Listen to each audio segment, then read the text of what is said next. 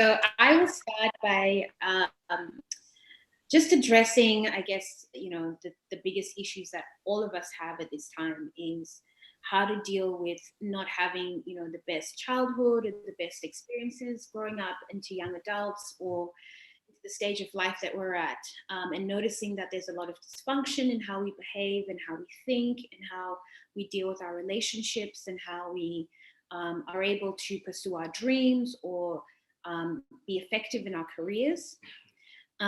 So everything is actually interconnected. When I was reading the survey and seeing what everybody was sharing about trauma, anxiety, it's all interconnected. So my journey with all of this started probably 2010. I was in Australia studying IT, and I was at university, and for the longest time, I knew that I had gifts with people. I knew I had gifts with speaking and creative talents. But, like many people in Africa, I was brought up to just pursue money. And that's what I did because I just wanted security. I wanted security for my family. And so I chose a career that really wasn't aligned for me, didn't make me happy, just because I thought that's what I had to do. So I went to Australia and I studied in Johannesburg. And there I definitely was aware actually that I had a lot of dysfunction. This was about 2008, 2007. I first started studying there at Monash University in Johannesburg. And I'll say that I had dysfunction because, I knew I definitely had a drinking problem. I knew that I had really, really dark thoughts about myself. I would have and not able to bed. And then and this cycle just continued all through university, and I kind of just accepted it as just the way my life was, that I would have these cycles of going feeling really depressed, and then cycles of feeling really energized and really good, never really connecting the dots because when I was a child at 5 years old, I had my first trauma. I had sexual trauma at the age of 5 from a family member. And, when you're a child and you have trauma, oftentimes what you do is that your brain tries to protect you from what's happening. So it actually makes you forget in a way. And so it's just really like at the back of your, what's called the subconscious mind. So it's not in your active awareness all the time. So you don't think that it's actually affecting you or that something could be wrong or it's impacting your life in any way, which is how, most of the time, this is what happens with any kind of intense trauma. Now, what I'll share is that as a child, from the age of 0 to 7, whether you were molested or abused physically, or you were abused vocally, or maybe your parents just weren't there for you at all, maybe you were an orphan, or maybe there was a sudden trauma, maybe your parents split up, any one of those kind of disturbances at that key age of your life affects what's called your core imprinting. And this is what affects like the core of who you are as a person. So the child is the part of us that actually energetically sits right in the middle of the belly. It's like the really, really core part of us. So when we've had those disturbances in our childhood, even if we don't identify that we have a major trauma, any kind of disturbance, whether it was like mom was depressed or mom and dad were fighting all the time, it could be anything like that. And, these things are so common in the world that we live in now. It's actually pretty normal to have a dysfunctional family. So most of us actually, when that happens, we create, what happens is a trauma registers within us. And when a trauma registers within us, your soul doesn't actually come into your body fully. And I know that sounds a bit weird, but it's like when you're born, it's like your soul is merging with your physical body. And that's a process that takes several years. To happen effectively, you have to feel safe. Now, when your soul is not fully in the body, you don't ever feel safe. You feel scared all the time. You feel fearful, uncomfortable, anxious, unsettled. And, this is quite normal for a lot of people because they think that, okay, well, this is just how it is. And this is just, I just got to deal, and it's like, no, you don't. So I had all of these things happen. I had disturbances in my family with my mom and dad. I had sexual trauma that was never recognized. I was physically abused. I was, vocally, I experienced vocal abuse as well, and psychological abuse from just different family members. And I could say that for the most part, there was quite a lot of toxicity in my surroundings, in my school, in my family. Even though my parents are really beautiful, there was just, things that were very dysfunctional happening that were just, as Africans, we're just like, oh, that's just normal. That's fine. Let's just like let that happen. So, so when I was in South Africa, I definitely saw that that was the first time I'd left home really and was living on my own, and realized that, yeah, I was struggling to do the adult thing, effectively. But, I just soldiered on. I didn't think too much of it. Then I went to Australia and I started studying IT. So I moved my degree from South Africa to Australia because South Africa at the time, there was just a lot of violence and I just didn't feel safe there at all. So when I went to Australia, I guess that is when, it really hit home, because now I was living in a Western country where everything is like 10 times faster, than Africa. Like it's like, a gajillion things all at the same time. And I really struggled with this. I really struggled with the Western, way of time and the Western way of living and the Western food. And I was perpetually on caffeine. And then I started experimenting with drugs because I had housemates that were into drugs, and I'd never known about these things in Africa. But when I was, in Australia, I was like, oh, well, she'll be right. I'll just try it out. And, all of these things, I distinctly remember that during the time that I was experimenting with things like, ecstasy, amphetamines, and cocaine and stuff, it definitely was a time where I could feel that there was like the feeling of love that I had known my whole childhood wasn't there. Like that's the first time that I was like, okay, that feeling of love and safety just isn't there anymore.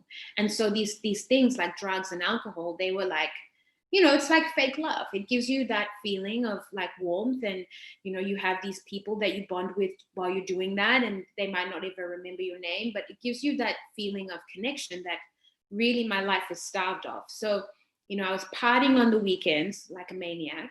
And then during the week, I was working, part-time job as a waitress, and then working, going to university. And then, I was serial procrastinator, did everything last minute. Because the thing is, when you're an anxious person, it's like you actually set your life up to be in perpetual anxiety. So you actually create situations that continue to put you in stress. And even though, it's like a rhythm that you're in. And so I was in this rhythm, and it wasn't very long until, I ended up being in a really toxic, dysfunctional relationship with this man for about 4 years, where we, partied and did drugs, and he was abusive to me. But he was, a white Australian, and I had been brought up thinking that, white is best. And I thought, I've done really well. I'm with this white man, even though he treats me badly. At least he's white, and the perception that people have of me is that I'm kind of an advanced sort of person.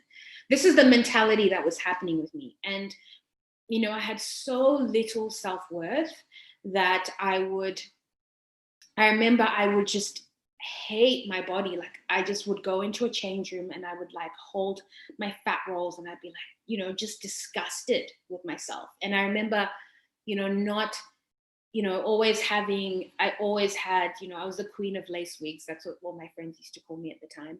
I always had the latest wigs, and I always, had my hair like a certain way. And, from an external perspective, you'd think, oh, well, she's got her, really, I've got the degree, I've got the white man, I've got the nice clothes, in a lot of people's perception, they were like, oh yeah, she's good, but really inside I was falling apart. I was an absolute mess. And I remember in 2008 there was like that's when things got really, really bad for me, because that's when, everything collapsed in Zimbabwe.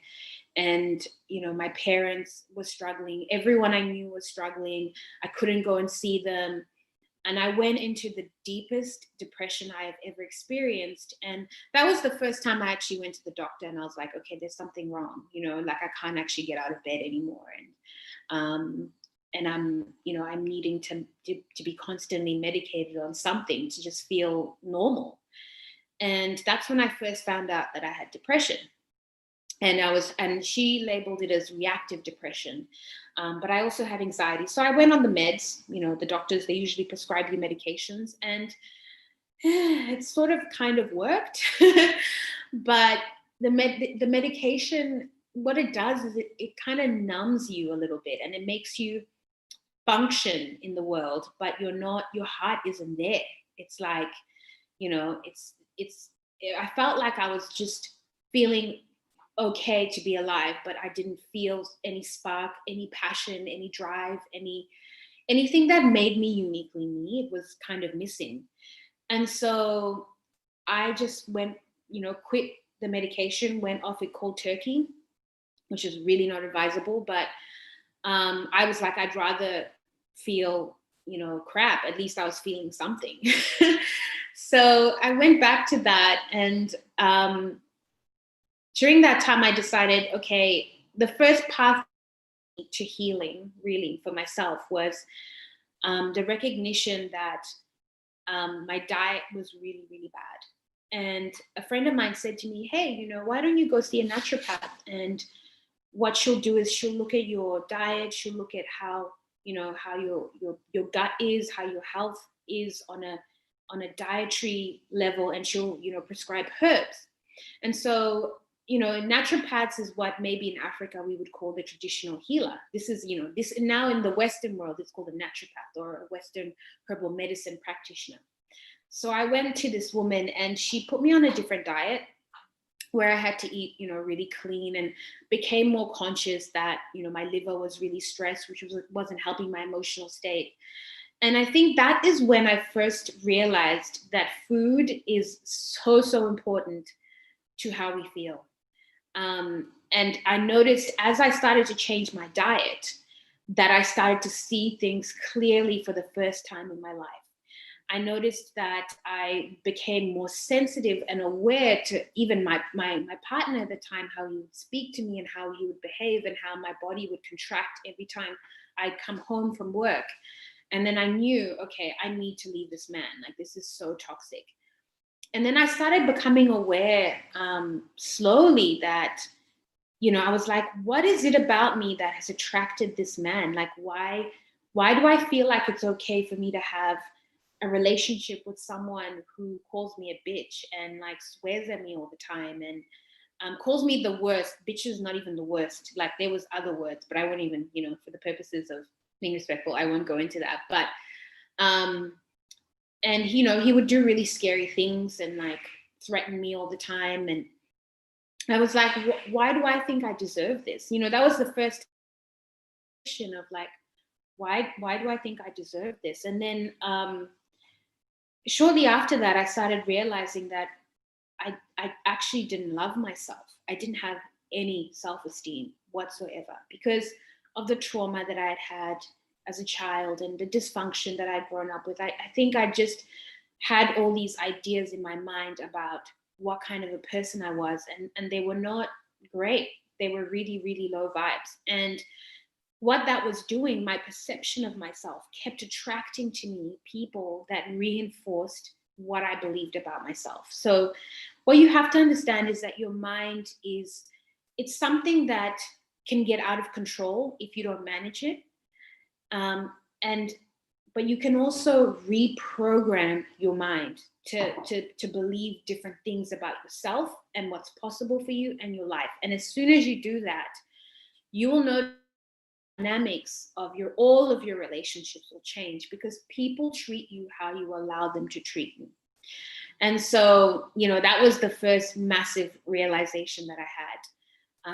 I left my ex, and I actually did a massive friend detox. I cleaned out all of my relationships, and the people who were just really not treating me well and being being unkind to me in certain ways, I just, lovingly let them go, which was really hard. It was a really hard decision to make, but I was like, I felt like I was shedding all these layers of myself, and really relationships is a big one. They say that you become the top 5 people you spend most of your time with.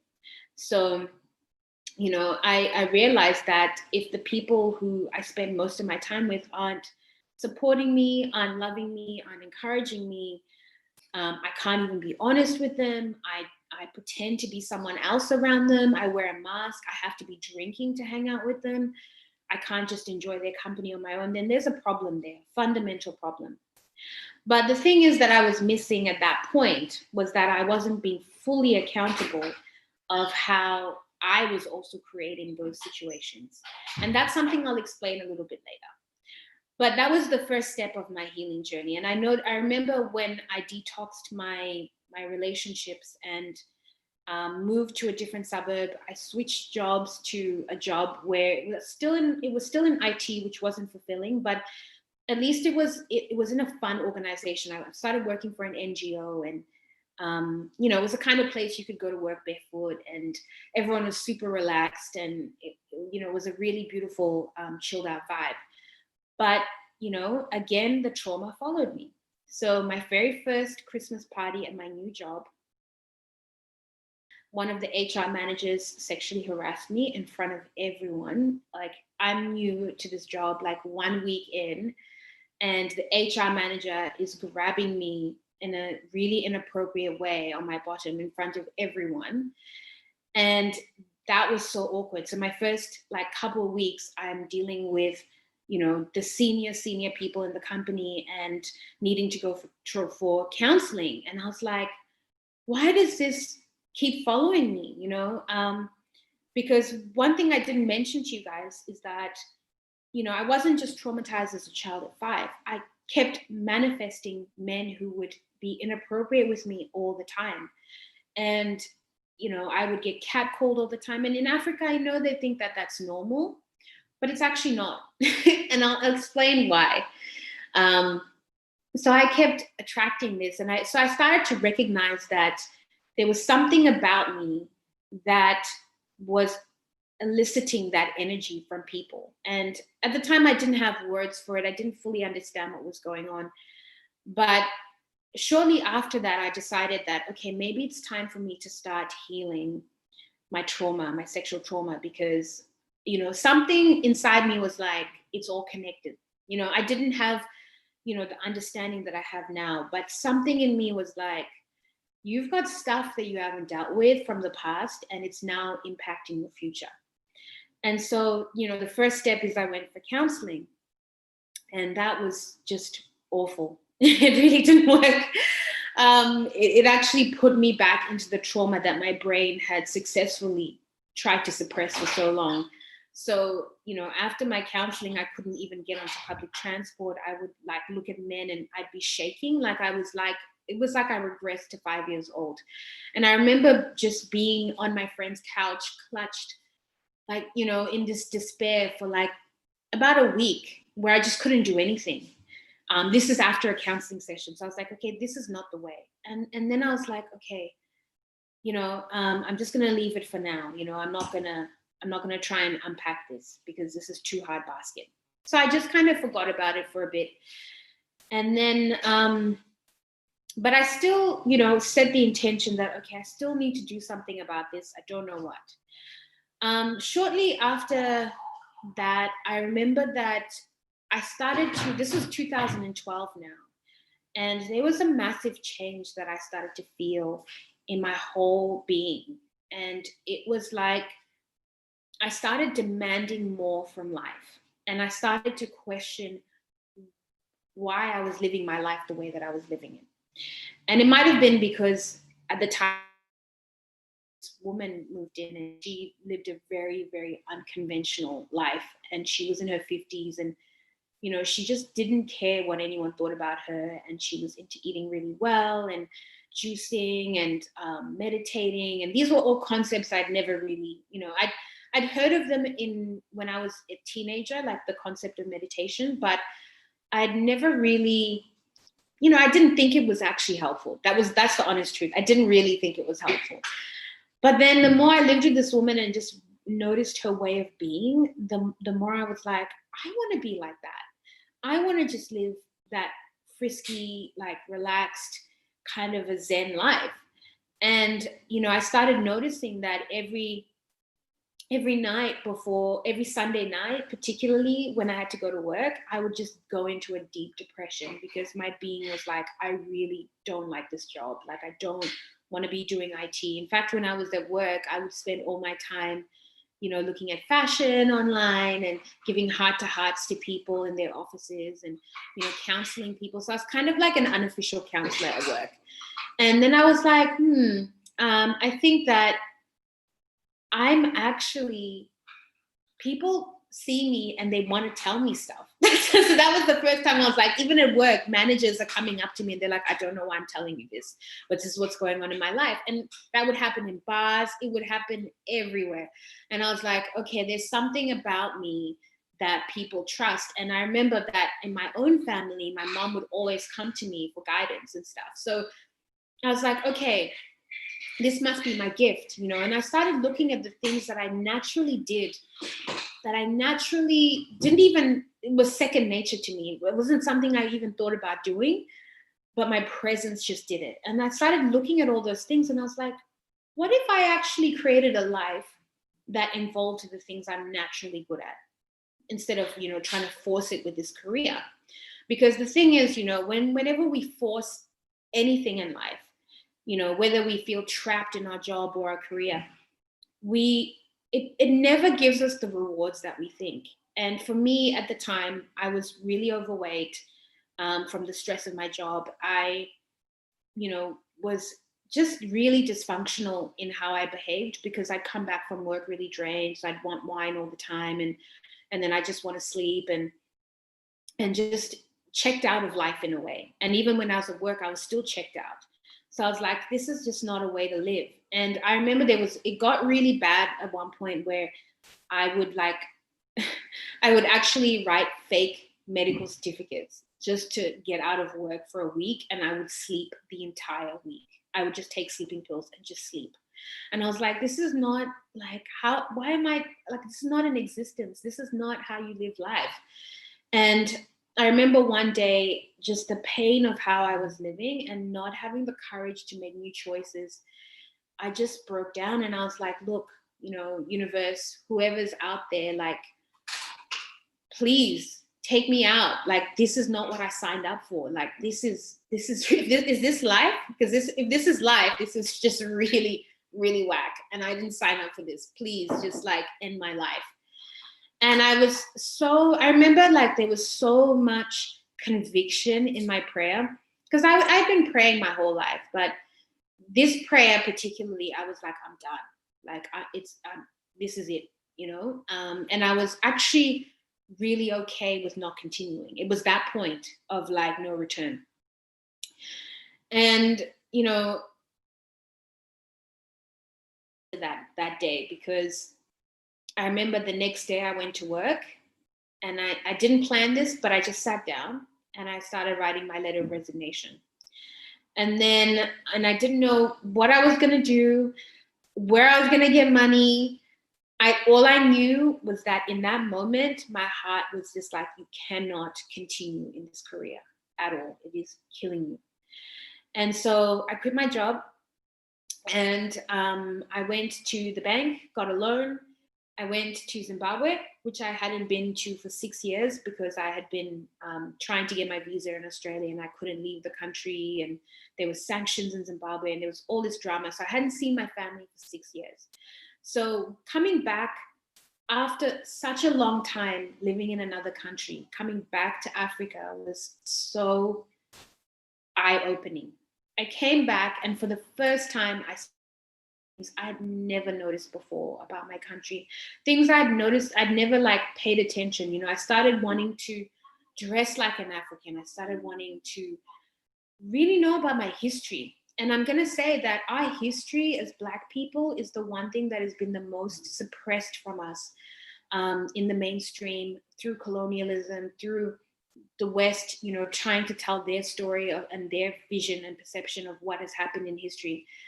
But our history, our unique history, when we unearth that, it is the missing piece, because then you stop having those stories of, oh, I'm worthless, and I come from nothing, I'm a slave, I'm a this, I'm a that.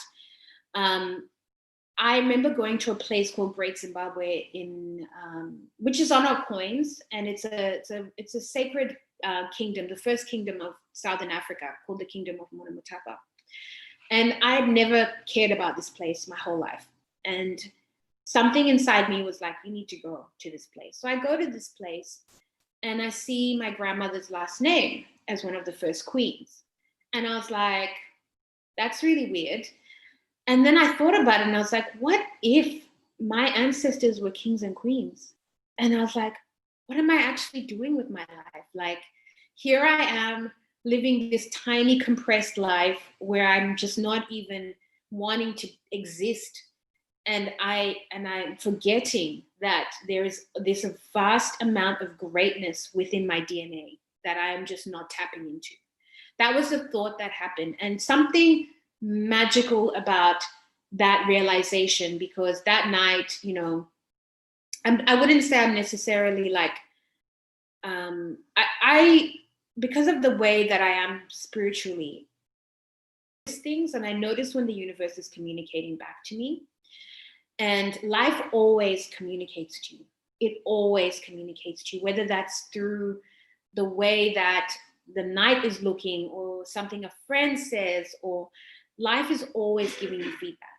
So that night when I had that realization that I really needed to step into my queendom that my ancestors had, I remember that night a massive owl landed on our car.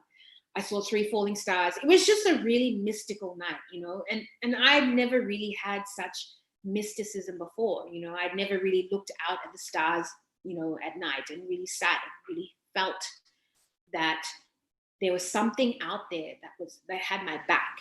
That's when I first realized that, okay, there's something else going on here. Like, there is another force that is trying to help me. And, I can't say I was very religious, because honestly, like, I really struggled with church growing up. But that was when I realized that we're actually not on our own on this journey. And when we reach out and really sincerely ask for help, but also listen, breakthroughs happen. And I started to listen by making different choices. First it was changing my diet. It's small things, changing your job, changing your hairstyle, changing your friends. It's little things, because all of the time life is trying to show you, okay, this thing isn't right for you, because you can tell when something isn't right for you, because you can feel it. You can feel it in your body that this is not quite right, and it doesn't feel right. This relationship feels off.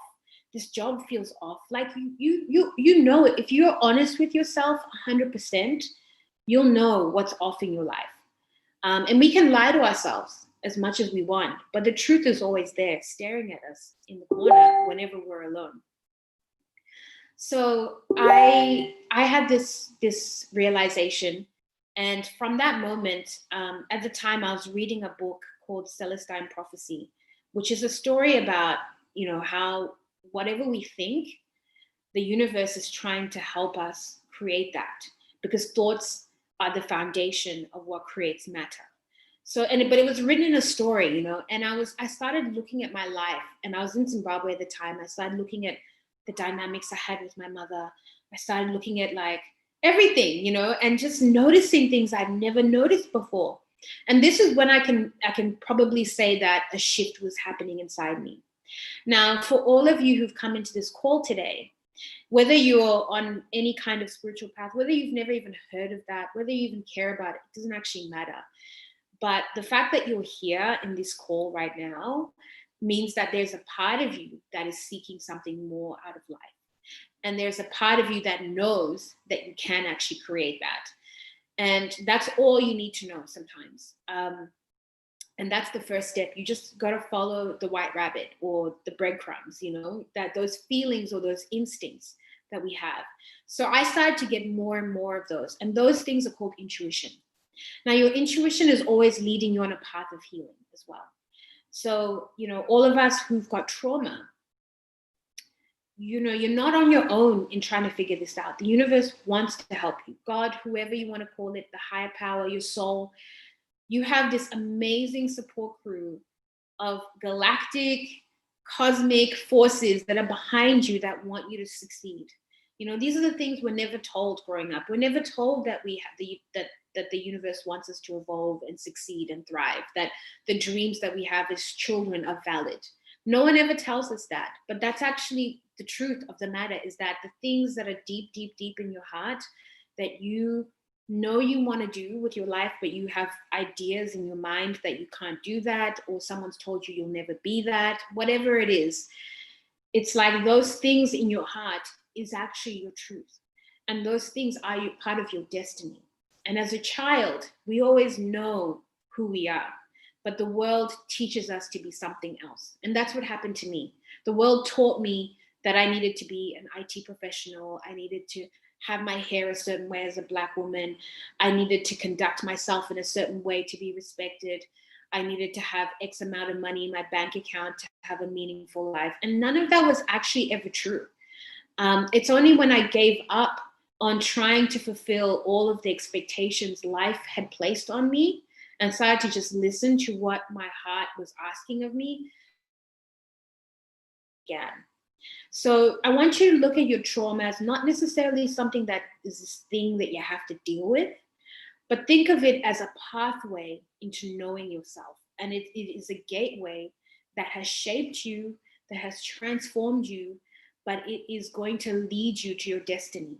No matter how awful it is, it will lead you to your destiny. And for me, what happened is once I quit my job and I was in Zimbabwe, and I decided to enroll in school and study to be a naturopath. And I would joke with my dad that I was going to be a Western witch doctor, which, it's just kind of funny because they literally had pictures of like the traditional healers in Zimbabwe in one of my lectures, my first lectures at school, because I knew that I had this passion for health, and I knew that I had this passion for helping people. And I thought, okay, I'm going to start there. So I left, I came back to Australia, came back as a student, starting again. So this is now going back to school. And, the journey didn't just stop there. It got more and more full on. So while I was going to school, I decided I'm going to say yes to whatever life presents me, because now I'm aware that the universe is listening to me. It's listening to my thoughts. It's listening to my intentions. It's listening to my prayers. And it's lining me up all the time with the right people, situations, and circumstances. But I just have to be attentive, and I have to listen, and I have to feel what's right for me in my gut.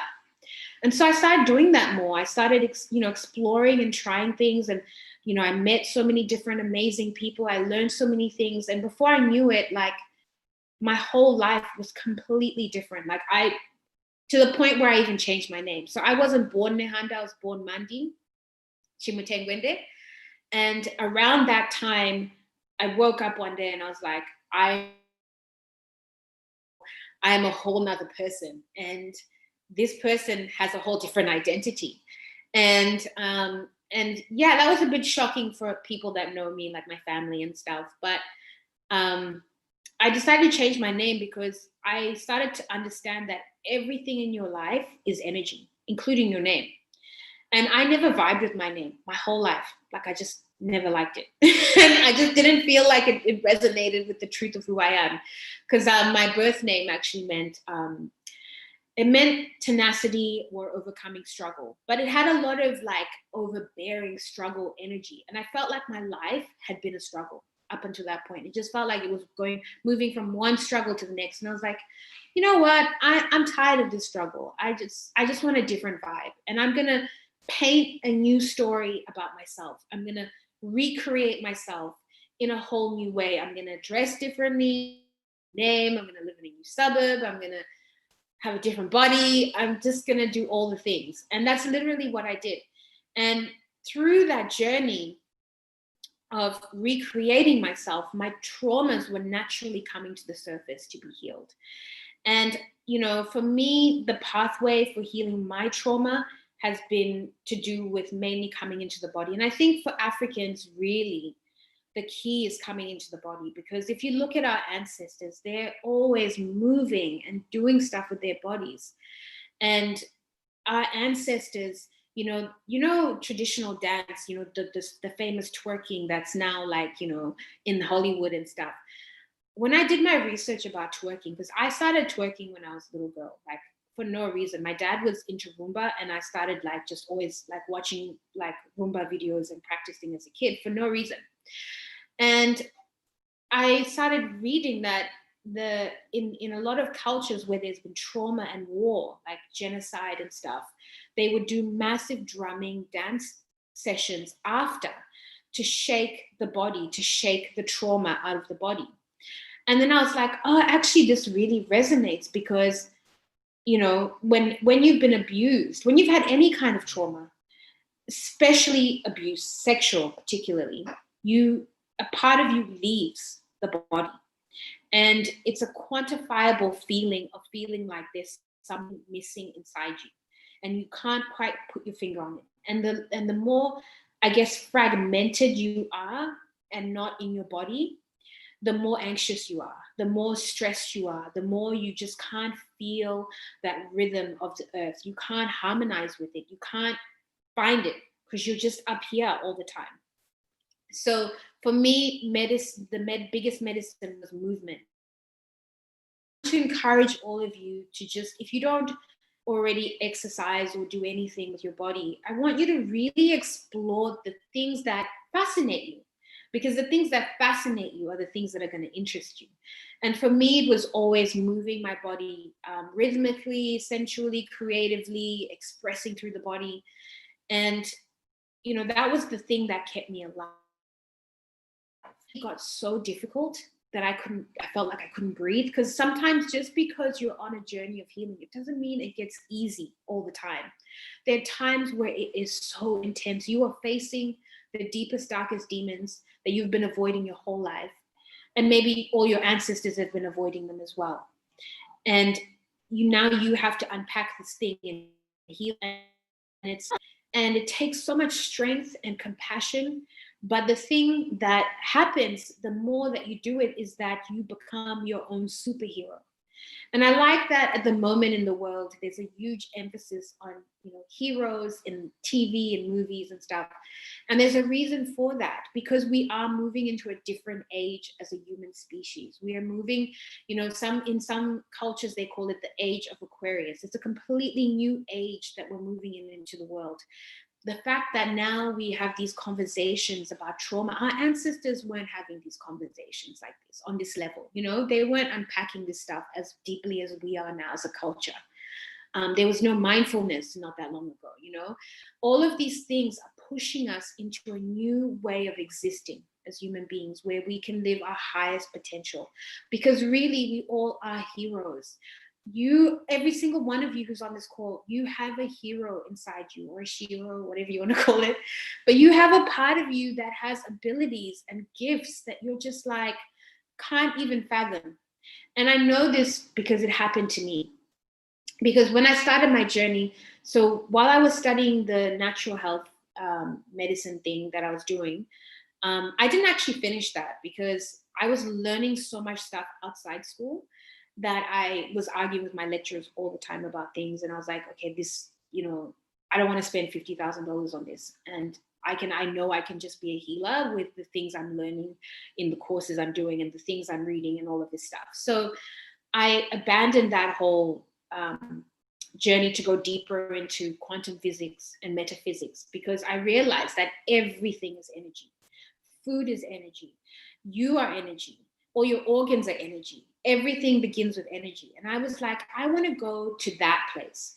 And it's when I started exploring energy that I met an amazing mentor at the time, who he's the one that actually really helped me heal my sexual trauma, because he went into my subconscious mind, and it sounded like he was telling me a story. He was telling me a story of my justice, And I was sitting there with the little me and the story. And at the time, I didn't realize I was actually healing my trauma, because my trauma was that my inner child never had justice for what was done to her.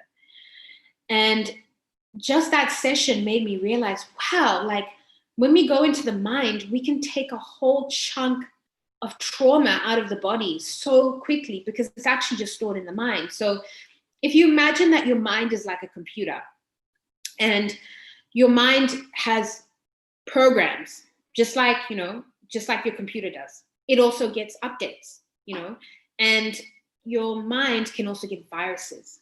And that is what trauma is. Trauma is a virus. Dysfunction is a virus. Anxiety is a virus. Anything that brings you down is a virus. A negative thought is a virus. And depending on how intensely embedded that is in your psyche, it will be embedded in your physical body as well. So all of our trauma is connected to different parts of the body, different organs.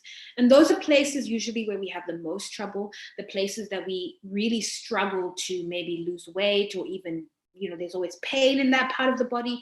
That's your body trying to communicate, hey, there's something really dysfunctional here, please deal with it. So if you always have the same pain somewhere, your body is trying to tell you, hey, like, can you just like deal with this? And it's usually connected also to the mind. So in my sessions, when I do healing on people, I will go into a particular part of their body, and there'll be belief systems that are connected to it that they got from even their childhood. You can even pick up belief systems about yourself from even when you were in the womb of your mom. Like, that's how deep our mind is. It's like, and we have belief systems and thoughts from our ancestors as well. And that is what creates the trauma in this life. It's like, whatever happened to our ancestors is likely to happen to us again, because it is encoded as a memory in what's called the DNA, which is a part of the cell or the nucleus of every cell. And the DNA is memory that is like, I guess, the hard drive of your soul and your existence. So that DNA has stories like, okay, all men don't show up and they bash their women, and we all get raped. Like, these are the kind of stories that were in my DNA from my ancestors. Like, this is the trauma that they went through. And no one ever really told me about these traumas. But later on, when I asked my mom about it, stuff started to come out that on her side of the family that I was like, oh my God, I saw this in you, and oh my God, it's in me. Of things that we've experienced in our lives are from trauma that has been passed down generation to generation, which is why I became really passionate about healing, ancestral healing, which is healing the wound that we inherited in our body that just came with the body. And the reason that we need to heal this is so we break the cycle of trauma and we break the pattern. So if there's been a pattern of abuse in your family, when you unpack that trauma and you heal your abuse, you're likely also going to heal the abuse that's been happening generations before you. In some of my sessions, I've healed trauma that's gone 22 generations back in my bloodline. Like, that's how old the trauma is. And what that does is, it not only heals you, but the magical thing that happens that I just think is really fascinating is that because we're all connected. So as human beings, we are one huge soul existing in different bodies. And whether you're Indian, Chinese, Black, it doesn't really matter. The essence of who we are as a human is the same. And that essence, that part of you is always pure. It's always whole, right? And that part of you is the most powerful part that is able to communicate with all other things that are existing as well. And so I noticed while I was healing that I would speak to my family in Zimbabwe and they would be doing things differently. And I'm like, we never had a conversation about this. How do you guys know about veganism? Like, all of a sudden now you guys are vegan or vegetarian and I'm doing the same thing. All of a sudden, they're having insights and awarenesses to the same things that I'm having insights and awarenesses to, but we haven't actually talked about it. They're not really following me on my Insta page. Like, how do they know these things? And then I found out that actually, when we heal, our aura changes. So your energy field changes. And when your energy field changes, you affect the people who are connected to you through the same DNA. Whether they know about it or not, it's like it happens like a file transfer, like Bluetooth, you know, just like Wi-Fi. It just happens. So, so I noticed my mom changed, my brother changed, my dad changed, my cousins were changing. People were messaging me in my family, asking me questions, really like weird questions, asking me about green juice recipes. I was like, what is going on? And, you know, each trauma that I unpacked, my whole family started to shift. Now, granted, people shift in their own pace as well. So it's important to not have expectations of people to change at the rate you are, just because you're doing inner work. But I want to plant the seed in your awareness that whatever good things you do for yourself, it ripples out into the whole of humanity, not just your family, but into the whole of humanity, because your energy field changes. And when that changes, it's like, if you imagine that all human beings were like this one big group photo, and there's your face in the group photo. Now your face is different. The whole group photo changes. So this is how we are literally changing the world. It's just changing yourself, ripping out your traumas one by one, changing how you think about yourself, changing how you see yourself, and then that affecting people around you, and then they change, and then the community changes, and before you know it, we have a whole different world. So this is actually what's happening to us, and this is why at this time, trauma is more amplified than it has ever been, because, you know, the reason this is happening is because the universe is an intelligence that is beyond what the mind can fully understand. But one thing I do know is that we are connected to the stars, the planets, everything that we see around us is connected to us and exists right within us. And I know that this year there have been the most mysteriously strange astrological phenomena. NASA has even reported that there are changes to the magnetic shield of the Earth happening. And this is affecting our energy field because we are connected to the Earth. We are inside her. So if she's changing, we're changing for sure. And this magnetic shield, when that changes, it makes us more able to access realities of understanding that were never possible before. And this is what's happening in the world right now. And, you know, we've never had so many eclipses in 1 year. We've had so many. We've had, you know, all these weird, if you follow astrology, all astrologers are saying this is the year of change and revolution, because the universe is like giving us high fives constantly, like change, change, change. And sometimes that high five feels like everything getting more intense. It feels like everything getting harder. And the only reason it's getting harder is because your soul needs to turn up the volume so you take action to do something about your suffering. It's like the soul will keep nagging at us until we listen.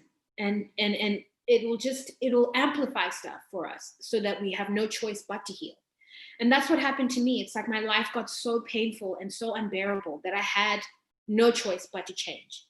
And so I want you to embrace your suffering, embrace everything that is happening to you, and see it as a good thing. See it as this is you going into the birth canal of changing into a whole nother person who is your superhero. This other person, this other version of you that you have no idea about. When I changed, things started to happen in my life that I only knew about as a child. So, as in, for example, I used to write stories as a child and act. And I used to do little TV shows. And I used to love public speaking for my dad and like record it and stuff.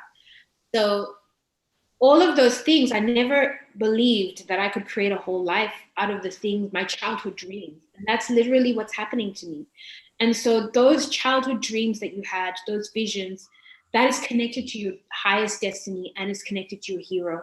And the pathway through that is the pathway through the healing of your trauma and coming back into the present moment.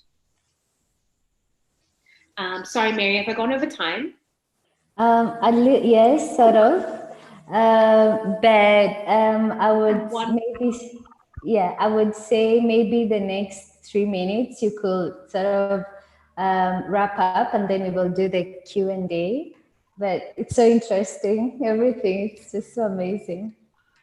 Yeah, 1.5 hours isn't really enough. But with anxiety, okay, so let me just come back to one of the symptoms that a lot of you wrote that you've been struggling with, which is anxiety. Anxiety is connected to not being in your body, for starters. So not being grounded is number one. So if I don't do any kind of like exercise, meditation, walk, anything with my body in the morning, I know I'm going to be anxious that day, because not taking that time to ground means that I'm not going to be breathing properly the whole day. And anxiety and stress is interconnected with not breathing properly. And when you're shallow breathing, you create a frequency that is disharmonious. So everything you do is just not aligned. It's like, because you're not moving in the rhythm of the earth. The earth has a heartbeat and she has a rhythm. And when you're breathing properly, like the way that you used to breathe as a child, you are in that rhythm again. And when you're in that rhythm, you know what to do for yourself. Everything seems easier. You're more calm. There's more space in your life. You're time abundant, not time poor. You know when to say no to things, when to say yes. You're not always in your head thinking about the future, worrying about the future. You're just more in your body. And, anxiety does not actually serve anything. It will not actually, sometimes you think that if you're worrying about something, you're going to come up with a solution. But actually, the solution comes when you're calm. Insights come when your body's stressed, because you're not using your full brain capacity, because you're not breathing properly. So it's just that simple. So a simple strategy for dealing with anxiety is learning to breathe and making it a priority to exercise and do some kind of mindfulness practice, whether it's just sitting quietly, meditating, connecting with nature, anything that, excites you. But just make the time to do that and slow yourself down so you come to the right speed, so that you actually move in a rhythm where you're able to accomplish everything that you really want to accomplish with ease. It's like, when I'm grounded and slow and breathing properly, I get so much done. It's unbelievable. Like, I get so much done and I'm not pushing and I'm not stressing, and and I actually make the right decision. Breathing properly, I'm a mess. I'm a head case. And it doesn't matter how much work I've done on myself. It's like, breath is the key. Like, it's the number one key. So coming back to learning how to breathe properly will change your life, 100%. So I might leave it there for now, and we'll get some questions.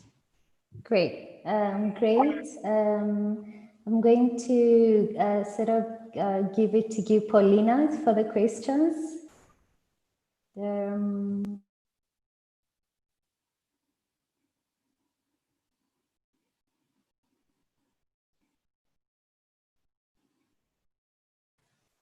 Okay, cool. Let's do the questions. I'm going to try to sort of limit it to make it as quick as possible. So our first question is, your first days in Australia were really sort of challenging, and you learned that you were sort of in a colonized mind, and you didn't quite know who you are. So what would you say is the essence of knowing our true selves throughout the healing process? How important is that? I guess we've spent our whole lives being told what to be, and what we should be. And if you've had, abusive parents or family members who've told you you're worthless and you're never going to be anything, if you don't know who you are and what you're trying to create, you'll believe those things, anything that anyone tells you about you. And you have to recreate your identity in order to actually create the life that is going to be the most fulfilling and happiest life you can create. Beautiful. Thank you so much for that. Something else is that you've spent like a considerable, extensive time researching on various techniques that freed you from trauma. It seems like a journey that requires a lot of softness and gentleness. If this is so, how can we manage this, living in a very fast-paced and violent world? Some of us, live right into the cities. There's not always so much calm and peace. So how do you think we can manage? Okay, so number one thing is breathing properly. Because when you slow down your breath, you naturally slow everything else down in your life. It naturally happens. And so you can be in chaos, but if you're in your center, it doesn't matter. And, if you're living in the city, I would say there is just so much available now online for free on the internet of how to ground yourself, whether that's through yoga, through meditation. I would say, I don't want to just say this one thing is the way, because I believe there's a path for every single soul based on your unique experiences and your unique drama and what your destiny is. And so what I encourage is the spirit of curiosity and openness, and just carving out little spaces of time for not where you don't even have to know what you're going to do in that time, but you can say, this is Mary's time, it's going to be 1 hour, and I don't know what I'm going to do, but it's just an empty space, because it's in those gaps that our soul has a chance to speak to us. Because it's when you stop, it's when you have a gap that it's like your mind is like a freeway, and the more you're thinking all the time, it's like a chock-a-block freeway with cars bumper to bumper. The more you learn to stop your mind by just being or just chilling out, breathing properly, you create gaps, and those gaps, inspiration comes. And inspiration is always connected to our healing, it's always connected to our higher gifts, it's connected to our destiny. Because your soul is always trying to tell you what it wants to do. It's always trying to tell you, yes, I want to go this way. And it's like, don't look at the whole journey. I've been on this journey for a long time. Don't look at it like, oh, there's just so much. Yes, there is a lot. But think of it as a PhD in you, and it's just going to take time. But you just make the commitment to be devoted to being the best you can be, knowing that that will pay you back by giving you the best kind of life situation, the best kind of relationships, the best kind of finances. All of the things that are good in my life now have come from just taking the time to work with my soul. My speciality is shamanic healing. So I ended up training a shamanic healer, which is a practice we used to use in Africa, to do with looking at, I look at people's dreams, their energy field, what they're thinking. I can actually see what someone's thinking based on what's going on in their energy field. That's how like communicative your whole being is. It's like your thoughts affect how you even look. So, have you ever walked in a room and someone, like, you just feel drained being in a certain room? Like, you're feeling good and you walk into someone's house, or you go into a room and it's like, all of a sudden you feel really drained. It's like, that is indicating that the energy in there is not good, because whatever's been going on in there is like usually a negative thought. Someone's been, thinking something really negative or whatever. So, you're always kind of aware of good energy and bad energy, and just making more time to allow good things to come to you by making the space is the number one thing. For some reason, I've lost your audio. Can you still hear me, love? Hang on, I've got no audio. I can't hear you. Let me just check my thing.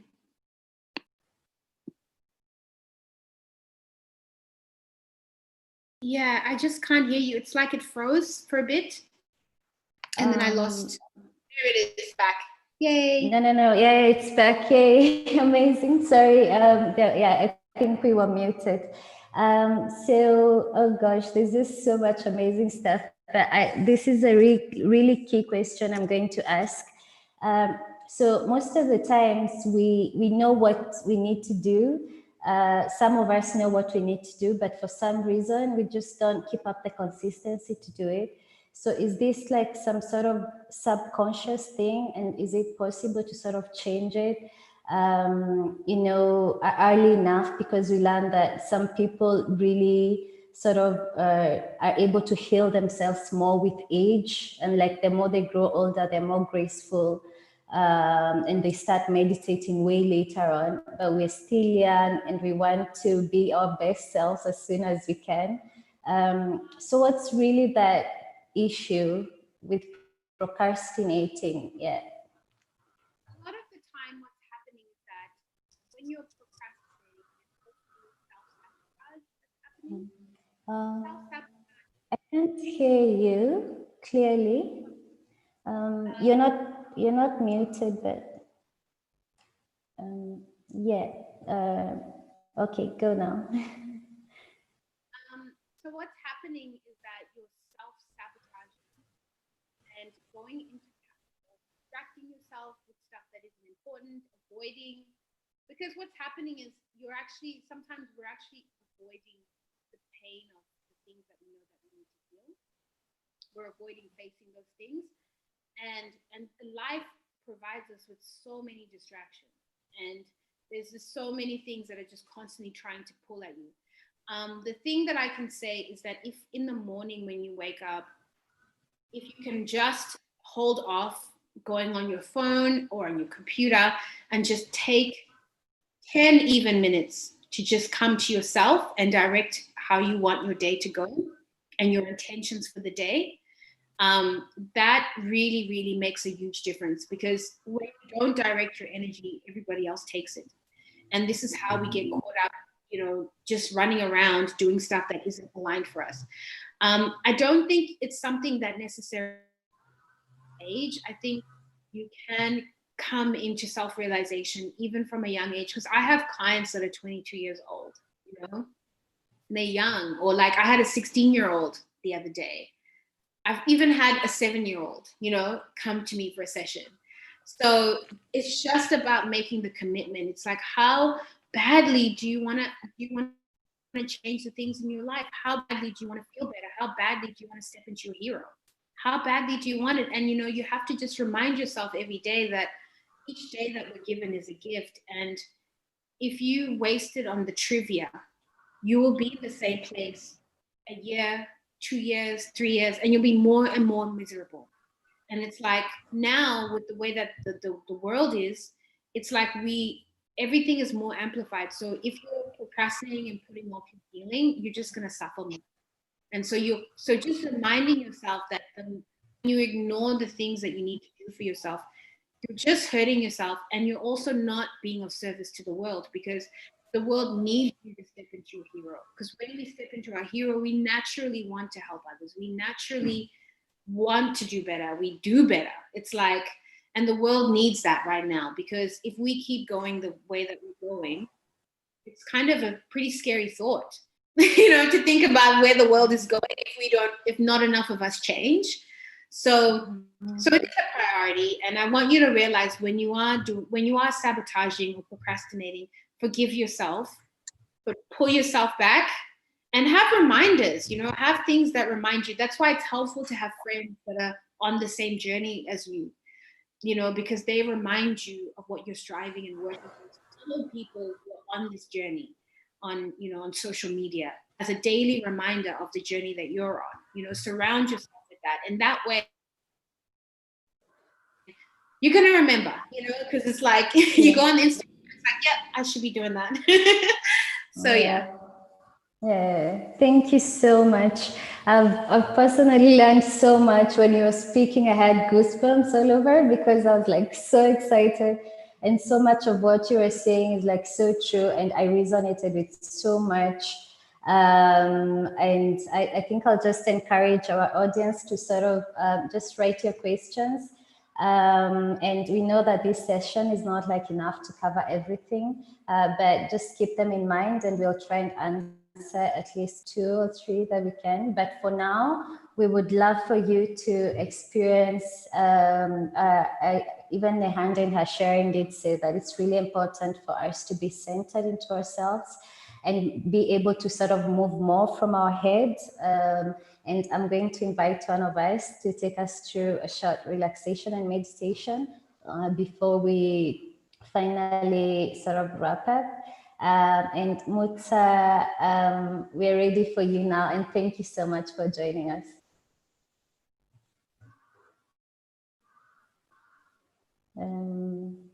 Vishwak, could you unmute Mutsa? There we go. Thank you, everybody. Can I get a thumbs up? Everybody can hear me and see me. What a powerful session. Thank you so much, Nehanda. I see you. I appreciate you. The last time I saw you, my sister, it was in your previous identity. So it's really been amazing to listen to your story and to hear your journey. Thank you for sharing such a powerful story with us. Much appreciated. And may the intention resonate throughout the entire continent and those who are hearing us.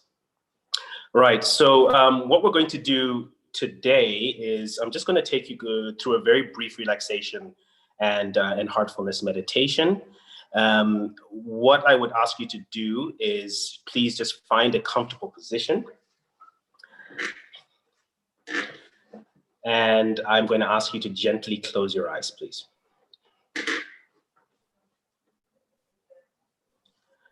And what we can do is just start with a very deep breath. And when we breathe in through the nose, I want you to breathe in faith. I'm not going to define what that faith is for you. You define that for yourself. But anything that brings you joy, peace, or happiness. And when we breathe out, I'm going to ask you to breathe out fear. Anything that may bring you any negative emotions, any anger, any resentment, any feeling of unworthiness. So let's just take a deep breath in with faith and out with fear. Very good.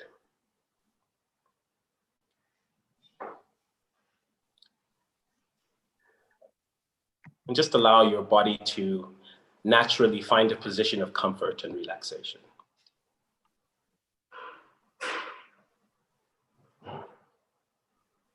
We've heard a lot of useful information today. A lot of things have been shared with us, a lot of things that I'm sure have resonated with a lot of our own life experiences. And it's important to allow the information to seep into where it needs to go. And this relaxation will help that. So let us start by gently wiggling our toes. And as we wiggle them, let's allow them to relax.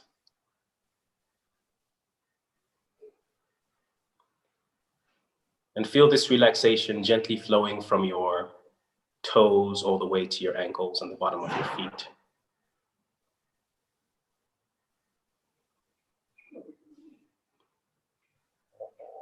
And allow this relaxation to flow up from your ankles, melting your calf muscles away,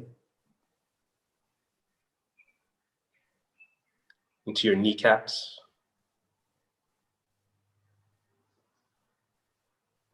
your thighs, all the way to the bottom of your spine and your hips.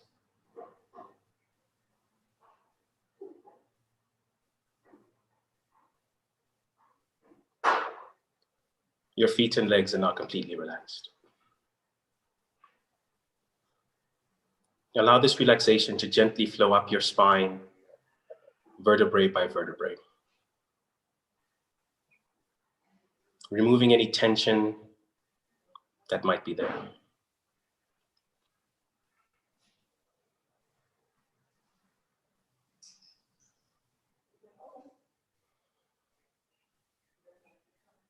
And allow this relaxation to come to the top of your shoulders.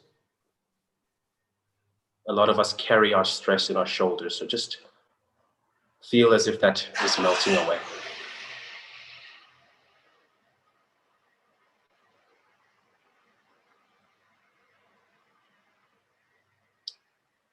And from your shoulders, allow this relaxation to go down your arms, your biceps, your triceps, to your elbows.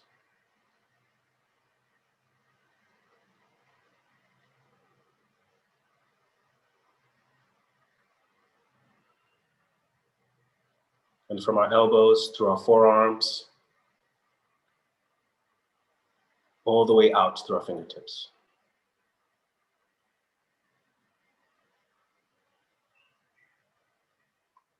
Your back, shoulders, and arms are now completely relaxed.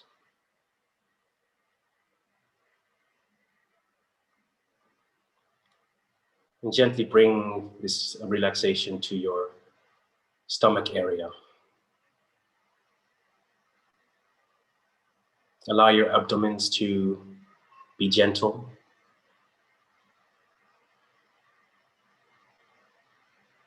And just acknowledge any anger or guilt that's usually stored in the gut here.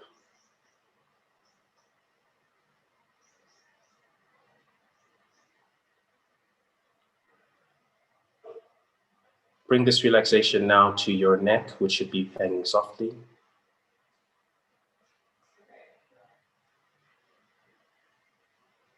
Your jaw, your tongue, your cheekbones, your eyelids, which should be closed softly.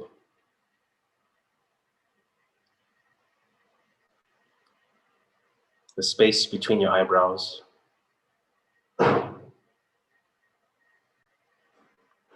your forehead,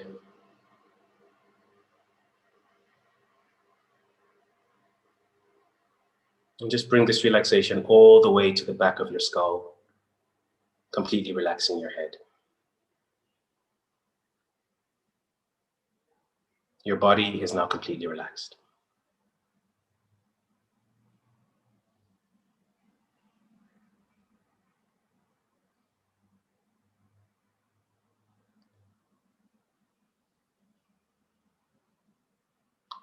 Now gently bring this relaxation to your mind. Make a subtle suggestion for your mind to slow down. You cannot stop the thoughts that come, but you don't have to give them any attention.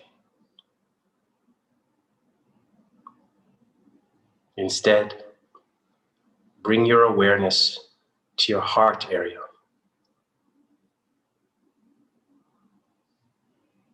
And just become aware of a presence that has always been there. And this presence is in each and every one of us. And this presence allows us to heal our past and present wounds. It gives us the courage to face our traumas and our fears. It is what makes us human. Connect with this space, connect with this feeling, just for a few moments.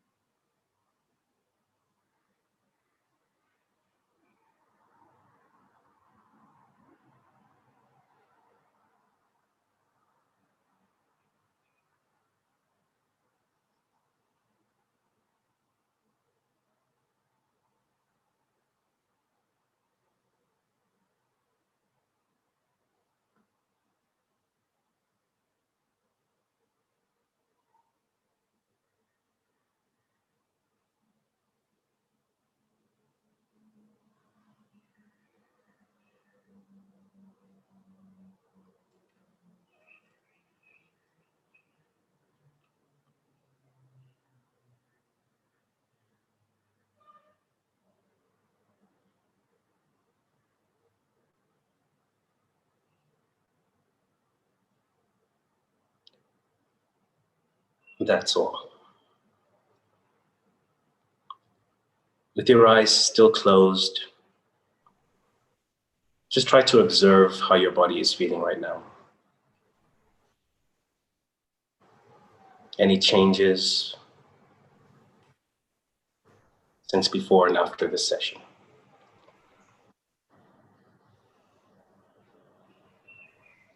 And when you're ready, and please take your time, but when you're ready, you may gently open your eyes.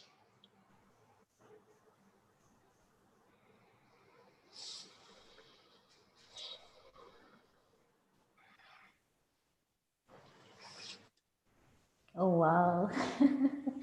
That was amazing, Muta. Thank you so much. It was just, perfect. I would deeply appreciate. Thank you for having me. Thank you. So we just, because of time, and we really are totally out of time. I would just like, if there's anybody with a really burning question, you could write it on the chat.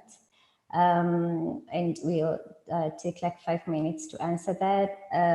Also, if we can take this conversation somewhere else after this, we're going to post our link here to our Facebook page, and also we're going to send out a follow-up email to everybody, so feel free to ask any questions. And also, if you are interested in learning more also about heartfulness meditation, please share with us. It will be our pleasure. Right now, I'd love to go back to Nehanda and thank you. I personally have just learned so much. I just feel like I wish there was more time to note it all. So thank you so much. And we learned about, being responsible for healing ourselves, and also, changes wholesome. It's about what we eat. And it's also really important to move from, the auto pilot, always in our mind and head, going on with what we do every day in our society, and, with our breathing, slowing down and being more connected. I really like it. I use the word Wi-Fi, being more connected to our soul and higher purpose.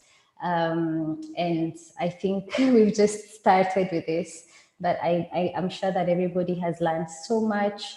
And we are going to bring this to a close, but I know Paulina has something also to share with us for 2-3 minutes. So Paulina, could you go? Going to ask her to unmute. Sorry. So Paulina. Thank you, Mary. I hope everyone can hear me. Thank you so much, Nehanda. That was such a powerful, powerful session. And the mindfulness meditation in the beginning, and Mutsa's relaxation session. I'm seeing in the chats, and everyone really had such just a beautiful aha moment in a way. So just to highlight a few things that Nehanda has stated, that in the principle of learning about yourself or discovering who you are, you should try and change certain habits, because it's also one of the most important things that will lead you to healing from all this trauma and things like that. And you should also just have a greater awareness of the people around you. How are these people treating you? How are you treating these people? Because at the end of the day, their energy and your energy become this powerful force that can influence your whole life. The other thing is that you should start doing a massive relationship detox. And it's not necessarily a thing of like just no, this person is toxic for me, but like you can also have to identify what is toxic for you, because maybe what is toxic for you is not what is toxic for the next person. And most of the times we just get all these things from social media. So we need to start living from the inside out, and not from um projecting or portraying whatever the world says and things like that. So once again, thank you so much. I hope that everyone really learned so much. And as Mary mentioned before, you could just type in the chat, or rather in the response email, what new things you've learned. And I can really tell, I'm pretty sure I'm not the only one who's learned so many things. Like I really knew nothing about like healing specialist, or things of that sort. We're so accustomed to this super professional career paths and things like that. So perhaps one of you would like to follow Nehanda's footsteps. So just link up with her, connect with her, connect with Heartfulness. They are really doing a great job, and Africa Youth 2.0. So yeah, I really hope that everyone enjoyed this session. And I think over to you, Mary. I think we can close off now. Yes, thanks a lot, Paulina. Nehanda, please leave us your last words, your love and energy, and then we're gonna close this. Vishwak, if you could maybe share with us some of the links on the chat for people to follow. Yeah, surely, Mary. I think the last thing that I'll say, Nehanda, please come a little bit closer to your mic. can you hear me properly now? Okay, cool, great. Hello?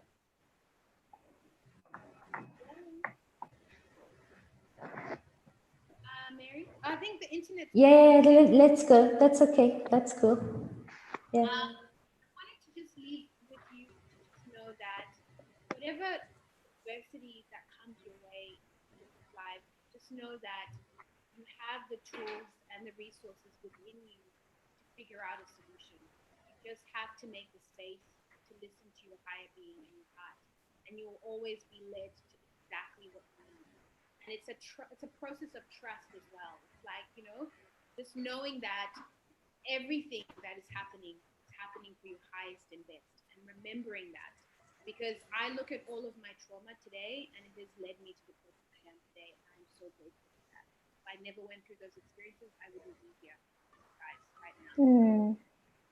Yeah, to remember that everything, no matter how intense your oppression or your adversity is, there's a higher gift to it, always.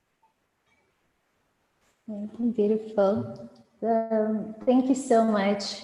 So guys, we're bringing this to an end. Thank you so much for joining in. We always do our best to bring you amazing, heartful, genuine speakers.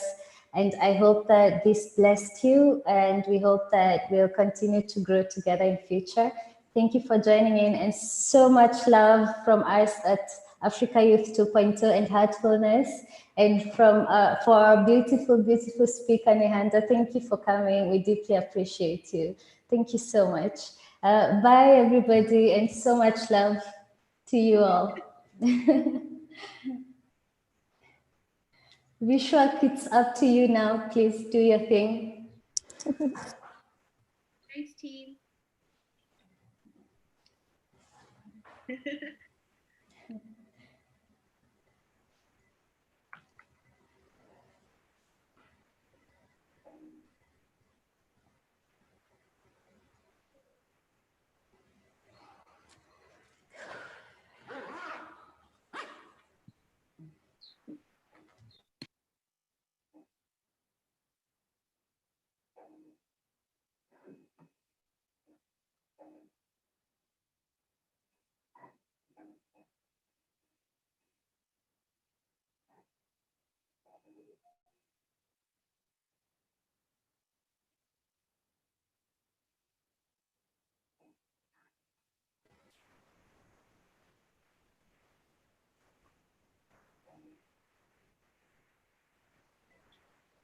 Guys, I have pasted all my links, Facebook and YouTube links in the chat. You can subscribe to the YouTube channel so that you'll get more updates. And also, I have sent the Facebook page link, which you can subscribe to know more updates of the Heartfulness Africa updates. And heartfulness.org website link is given with all the updates about Heartfulness, what is Heartfulness, and how we are working and what all the updates happening globally. So you can look into it. And guys, another thing is we have already given a form to you in the beginning of the session, before the for the invitation of this session. If you have registered into it, it's okay. You will be getting a new follow-up mail soon after this session ends. And in that we ask, how do you like this, and what are the suggestions you can give in us? Please fill it up. And if you have any questions, you can follow it up in that mail. Okay. If you guys have missed anything, like if you didn't register yourself, you can just drop your mails over here in the chat. We'll send you the follow-up mail to you. Okay. Great. Thanks, Bishop. Thank you so much. Okay. So you're gonna end it in your own time. Yeah.